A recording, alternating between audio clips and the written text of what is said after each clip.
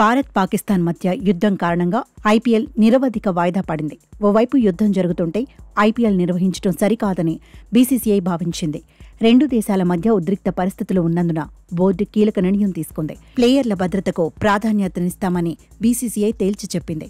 ప్రస్తుతానికి నిరవధిక వాయిదా అని మాత్రమే బోర్డు ప్రకటించింది. టోర్నీని మళ్లీ ఎప్పుడు మొదలు పెడతామన్న దానిపై క్లారిటీ ఇవ్వలేదు. పరిస్థితులను బట్టి ఐపీఎల్లో మిగతా మ్యాచ్లను రీషెడ్యూల్ చేసే అవకాశం ఉంది. ముందుగా భద్రతా కారణాలతోనే పంజాబ్ కింగ్స్ ఢిల్లీ క్యాపిటల్స్ మ్యాచ్ను బీసీసీఐ రద్దు చేసింది.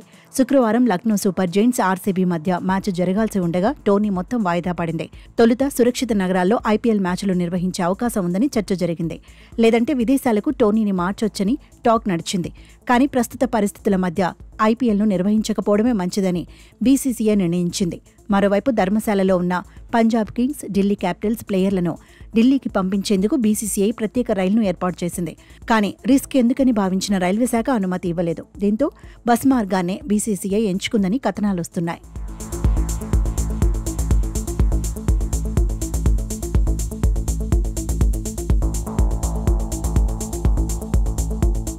ఐపీఎల్ లీగ్ దశలో ఇప్పటి వరకు 58 మ్యాచ్లు పూర్తయ్యాయి. ఇంకా 12 లీగ్ మ్యాచ్లు జరగాల్సి ఉంది. 2 క్వాలిఫైర్లు, ఎలిమినేటర్, ఫైనల్స్ కలిపితే ఇంకా 16 మ్యాచ్లుంటాయి. షెడ్యూల్ ప్రకారం మ్యాచ్లు పూర్తయితే ఈ నెల 25న ఐపీఎల్ ముగిసేది.